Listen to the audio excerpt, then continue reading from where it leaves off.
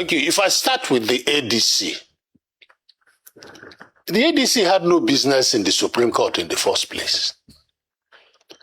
This is because there was no decision of the Federal High Court that was appealable.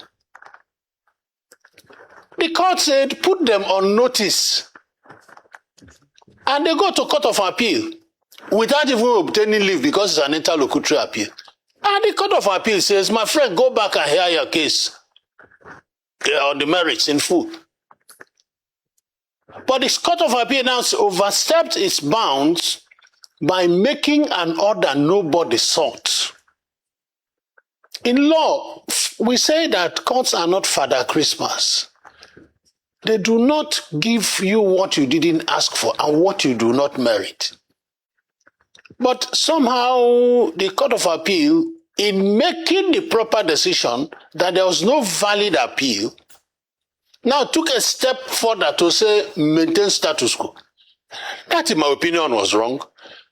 If there is no podium upon which you can stand, you cannot sprint, and you can't spring. So once the court said there is no valid appeal before us, he should just wash his hands off the matter.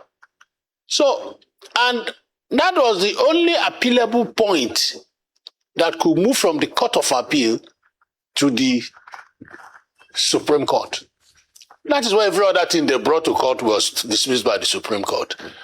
But that point, that main point, that the Court of Appeal did not have the powers or jurisdiction to make an order not sought by any of the parties, was properly made by the Supreme Court. That is for the ADC. Now, and people are celebrating. I don't know whether nothing has been decided. Still on ADC, while I'm still on it, we have to look at it from the perspective of INEC. The Court of Appeal said, maintain status quo ante bellum. We remove ante bellum and just concentrate on status quo. They are not the same thing. Status quo ante bellum, before the commencement of hostilities. That is what we mean by status quo ante bellum, before ante bellum hostilities. So when INEC, acting on the order of the Court of Appeal, removed David Mark, they were on solid ground.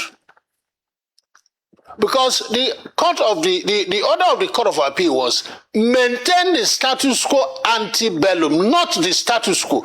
If they say maintain the status quo, what they mean is stay where you are, don't move. So when they vilify the chairman of INEC because he removed David Mark, well, I shudder. If the law is only a perspective thing, it depends on how you see it. But if I know, status quo ante bellum means before what brought you to court occurred, before the commencement of hostilities. So when Joan Shamupitan, as a lawyer, as a professor of law, removed David Mark, he was only obeying the law. Now, the Supreme Court has said the Court of Appeal was wrong. He has restored David Mark, but you won't give him an accolade for being subject to the rule of law.